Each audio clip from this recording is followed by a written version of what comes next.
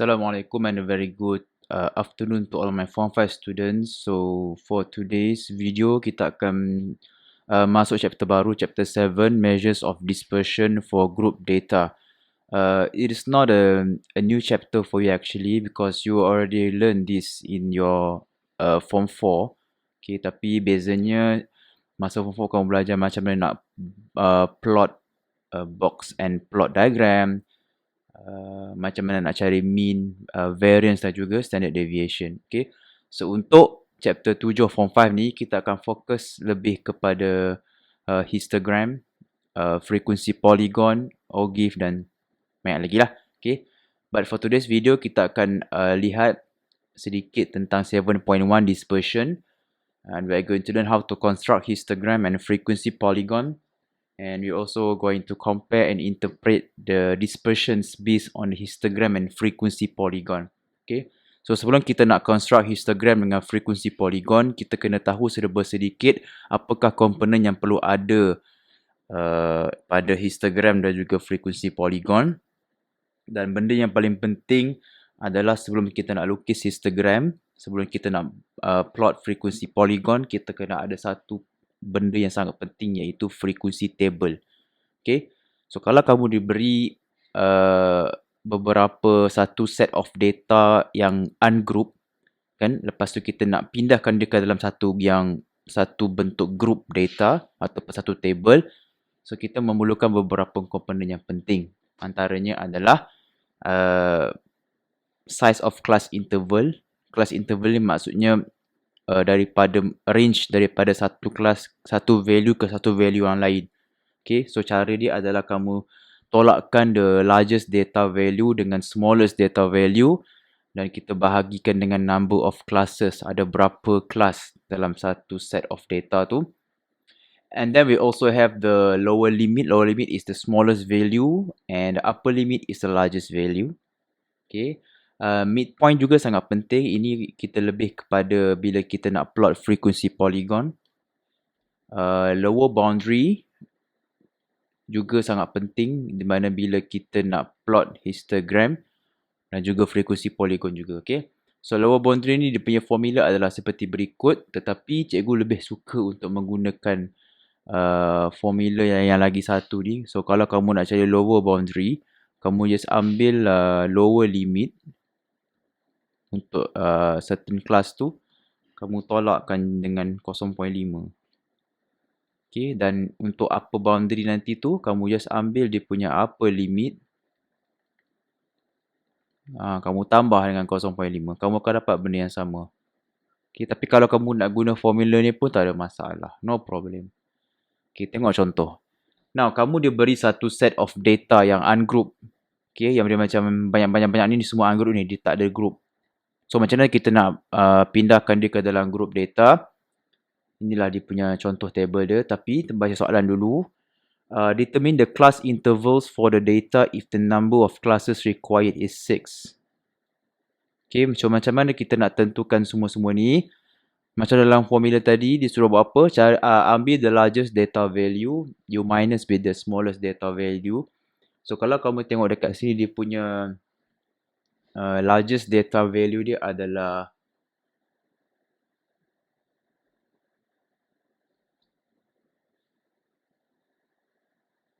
173.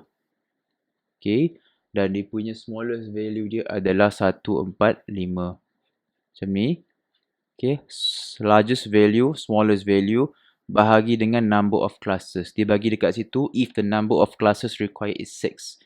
So you bahagi 6 je lah. So kamu akan dapat 4.7. So 4.7 ni kamu bundakan. So this is the size of the class interval.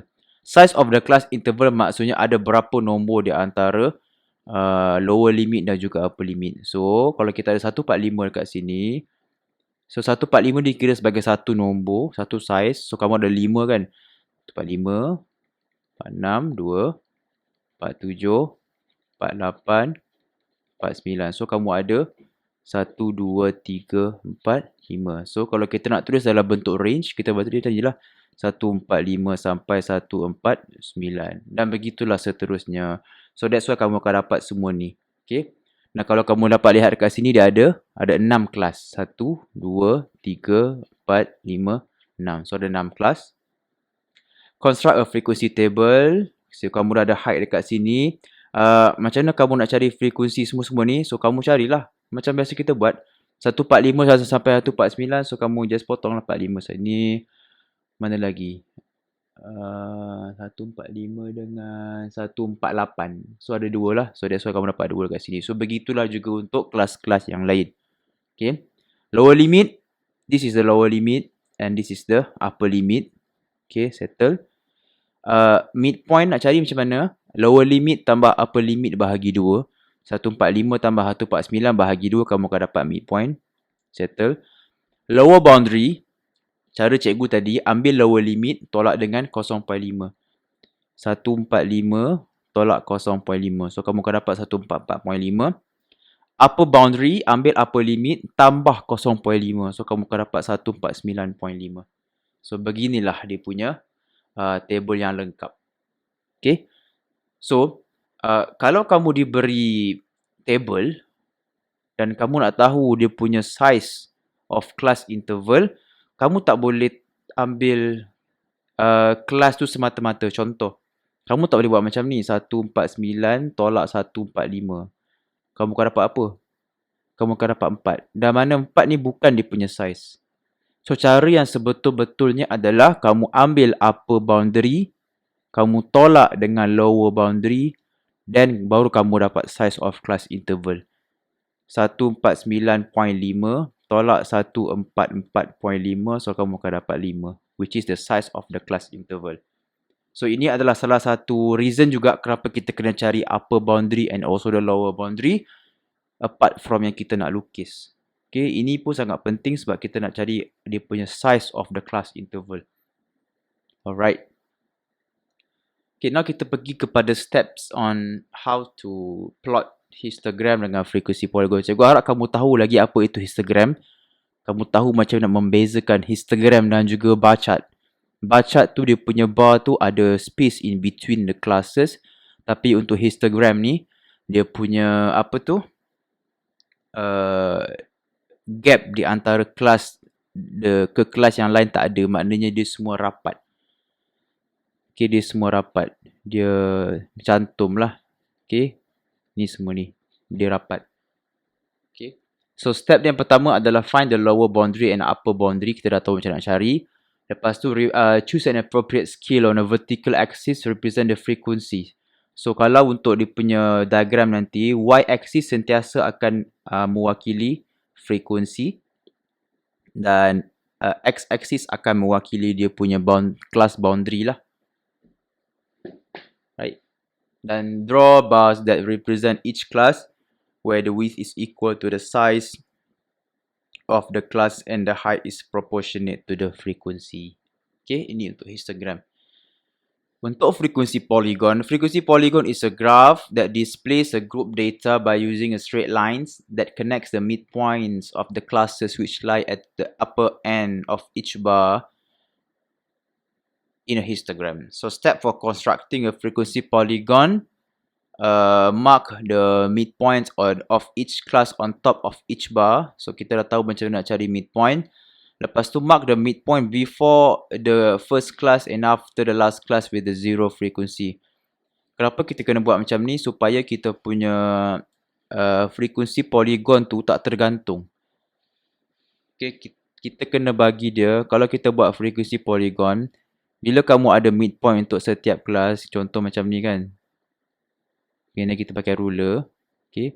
Kita tak nak jadi kita punya frekuensi polygon tu tergantung. Sebab tu kita kena connectkan dengan kelas sebelum dan juga kelas selepas supaya kita punya frekuensi polygon tu lengkap ke bawah.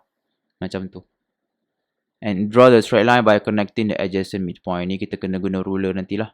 Okay. Mari kita tengok example.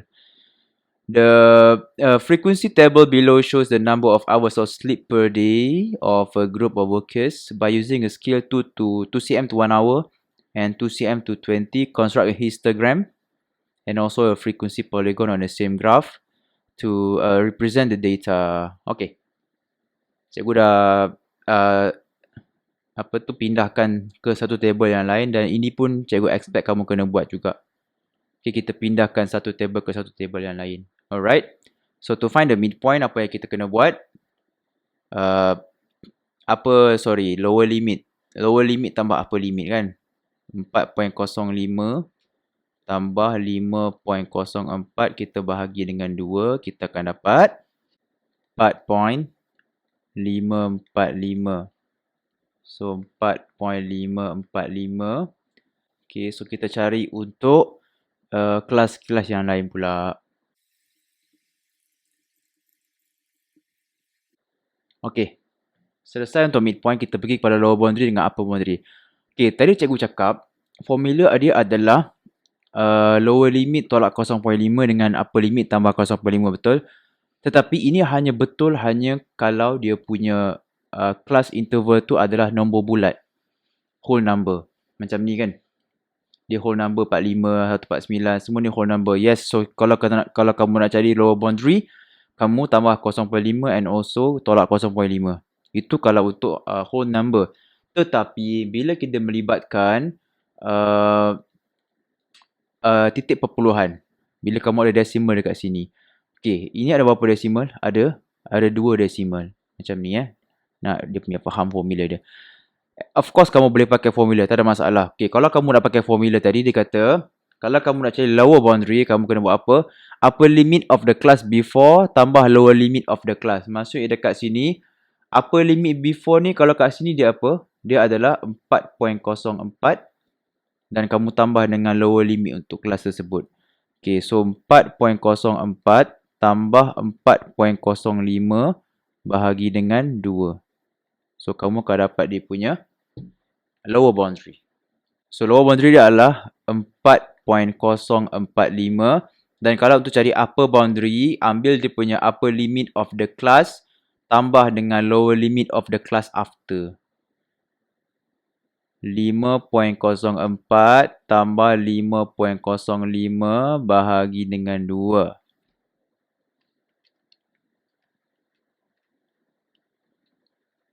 Kamu akan dapat 5.045.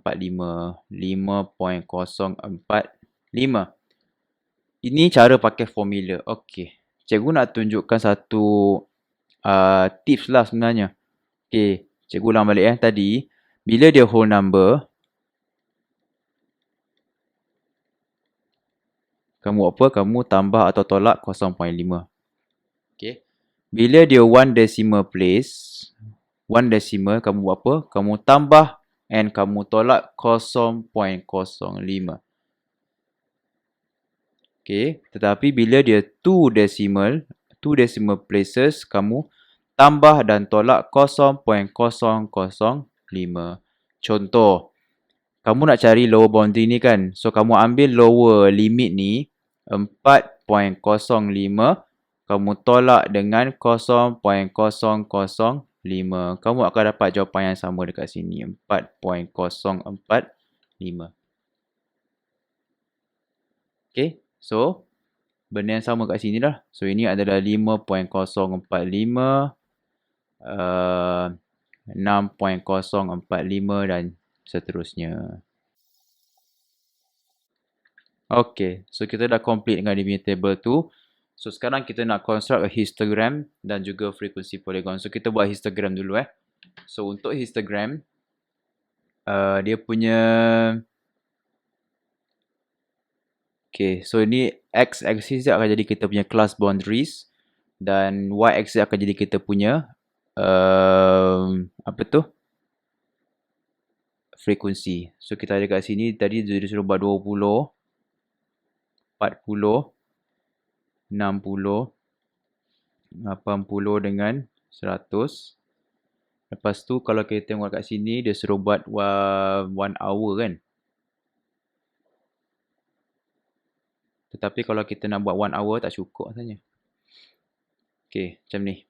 Kita terus label dia punya lower boundary 4.045 dekat 1 ke sini.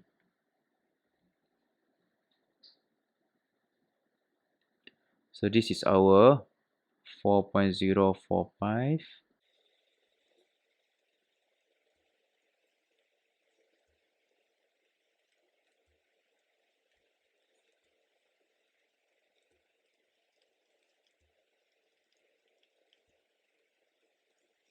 Okey. So apa yang kita kena buat? Kita itulah buat dia punya histogram lah. 2, 4.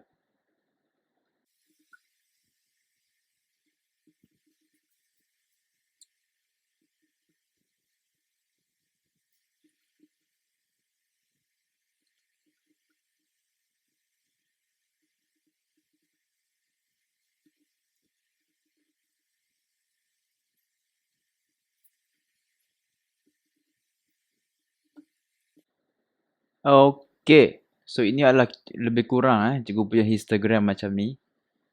So ni kita punya frekuensi. So and then kita bolehlah dia suruh buat apa tu? Dia suruh construct a histogram and also a frequency polygon on the same graph. Okay, so kalau dekat sama graph kita gunakan midpoint lah. So kita mark midpoint tu dekat setiap bar tu. Okay, lepas tu kita connectkan. Okay, so jom kita buat.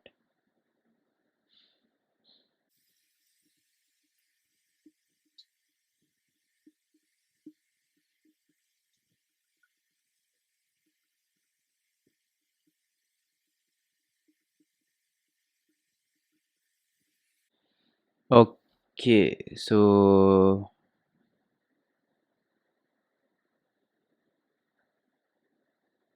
lebih kurang lah. So now kita dah ada histogram dan juga frekuensi polygon pada diagram yang sama dan kita labelkan.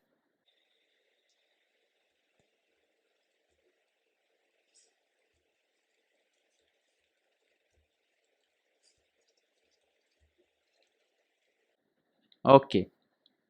So harap kamu boleh nampak lah. So kalau kamu perasan dekat sini, apa yang cikgu dah buat kat sini, cikgu tambah satu frekuensi sebelum dan tambah satu frekuensi selepas.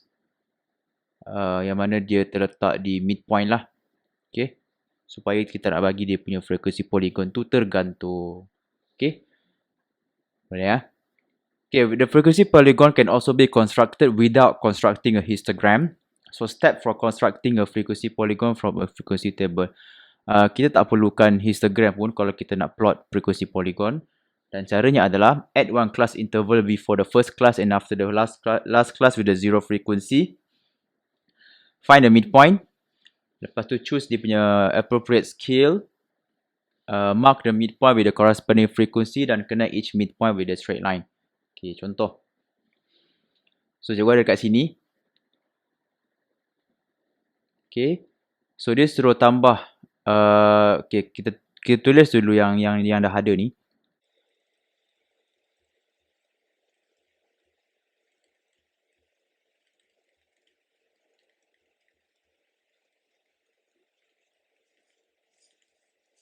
Okay. Dan kita tambah frekuensi selepas 1, 7.0 sampai 7.9. Dan this one is 0 until 0.9. So untuk yang ini dia punya frekuensi dia 0, 0 lah. Okay, supaya kita tak nak bagi dia punya apa tu? Frekuensi polygon tu tergantung sepi orang cakap.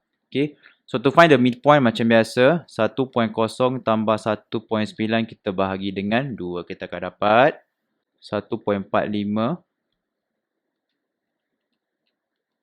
dan seterusnya.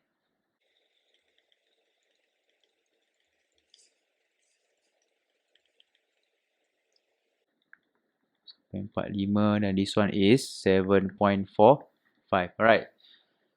So kita dah ada semua table dekat sini. Dia suruh represent the data with the frequency polygon by using scale 2 to 1 dan 2 to 10. So kalau kamu tengok dekat sini, the highest is 50. So 10, 20, 30, 40, 50. This is the frequency. Okay, lepas tu dekat sini dia punya midpoint lah. So kita ada midpoint kita. Kita mulakan dekat sini. 0.45. Kita ada sampai. Okay.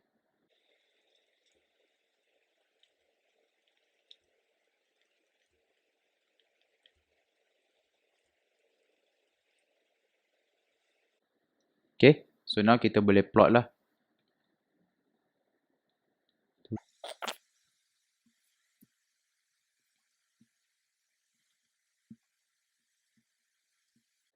Okay, now kita dah ada semua plot, semua points tu, so kita boleh plot. So sila gunakan ruler. Ini bukan curve, ini adalah frekuensi polygon. So frekuensi polygon kena pakai ruler. So let's do this.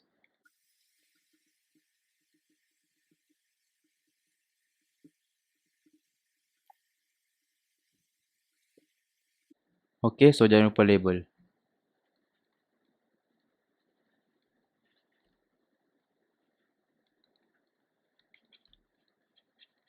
Okay, so that's about it lah. Okay, so kalau untuk frekuensi polygon kita tak perlukan histogram pun untuk lukis frekuensi polygon as long as you tambah kelas sebelum dan juga kelas selepas. Dan melalui histogram juga kita boleh binakan frekuensi polygon. Okay, so how to compare and interpret dispersions based on histogram dan juga frekuensi polygon. Okay, kita ada dua jenis histogram ataupun frekuensi polygon dekat sini. The first one is a symmetric histogram. Yang mana dalam symmetric histogram kita ada dua jenis. The first one is the bell shape kat sini, macam perut ni. Okay, di bell shape kat sini. Dia ada naik dan turun, dia tu seragam.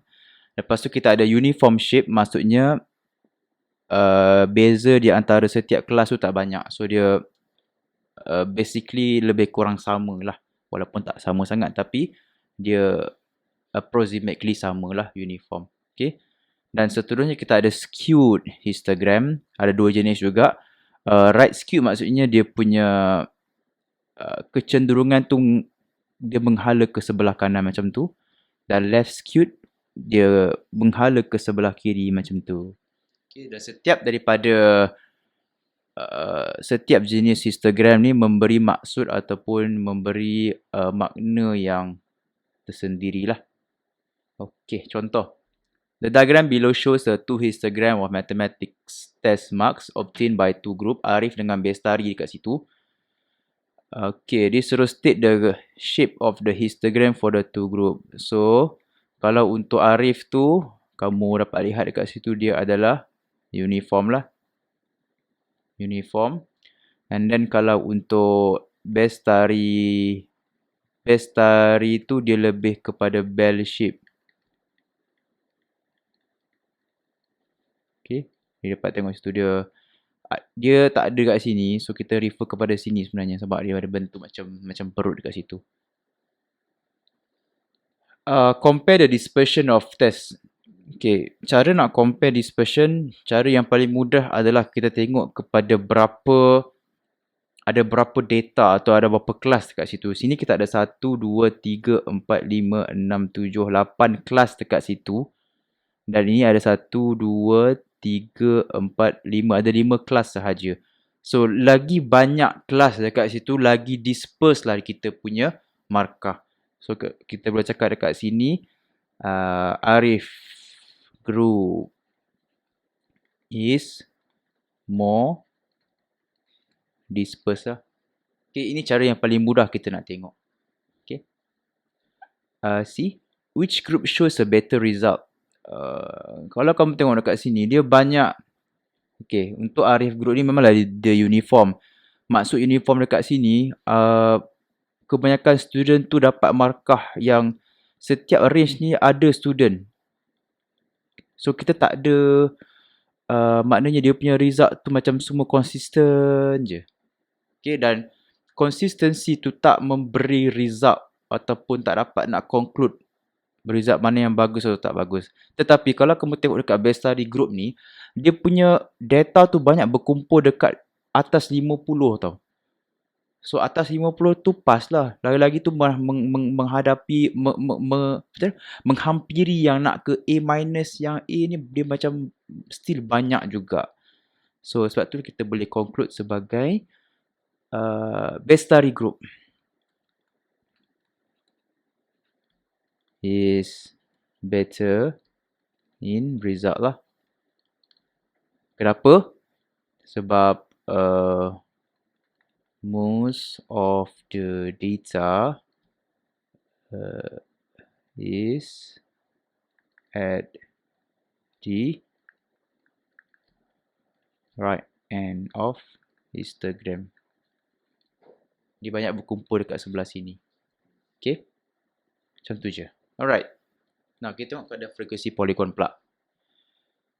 Kan cikgu cakap tadi ada dua jenis. Kalau untuk yang skewed ni, kalau dia punya ekor tu menghala ke sebelah kanan, so dia right skewed. Dan kalau ekor dia tu menghala ke sebelah kiri, dia adalah left skewed. So kalau untuk A ni, so untuk location A, dia punya skew adalah right skewed. Dan kalau untuk location B, dia adalah left skewed. Okay. Now, macam mana kita nak compare dispersion pula? Sekarang ni ada 1, 2, 3, 4, 5, 6. 1, 2, 3, 4, 5, 6, 7. Dari situ kita boleh tengok dah kan. Untuk yang B tu, yang mana A ni, apa tu? Less disperse from B. Maknanya B tu lagi disperse. Lagi banyak data dekat situ. Lagi banyak data, lagi banyaklah dia data-data tu bertaburan, distribute kat situ. C.